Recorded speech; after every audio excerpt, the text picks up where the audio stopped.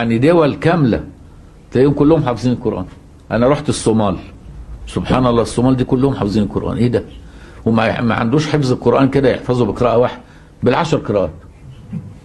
يعني يقول لك حافظ القران يعني ختم العشره. حاجه غريبه. لدرجه انا قلت لهم اذا كانت الجزائر بلد المليون شهيد فالصومال بلد المليون حافظ. والله دي حقيقه. يعني انا فوجئت لما رحت الصومال ان يعني شغلهم الشغل هو القران. سبحان الله، طول النهار العيال قاعدين يقروا القران طول النهار، ويلعبوا يقروا وبعدين ينام، يصحى تاني يقرا القران ويلعبوا وبعدين ينام كده على طول. حاجه غريبه الشكل. لدرجه انا مره رحنا في صلاه الجمعه الساعه 9 الصبح، زورونا كده ايه الجامع اللي هنصلي فيه الجمعه، لقينا حلقه قاعده.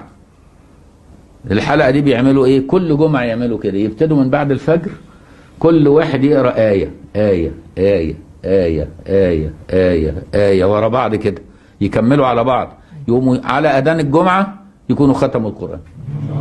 والله العظيم. بيقول لك ليه ده احنا بنعمل دي كل جمعة، مش احنا جايبين لكم الحلقة دي عشان انتوا جايين ضيوف النهارده تفتيش. لا، ده كل جمعة، ده كل جمعة كده على طول.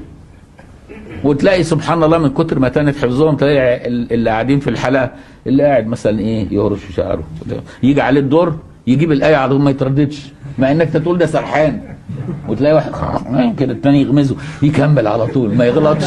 ايه ده؟ يعني حفظ متين، يعني مش اي كلام. والله بكلمك جد، انا فوجئت اهل الصومال بهذه الصوره رضي الله عنهم جميعا.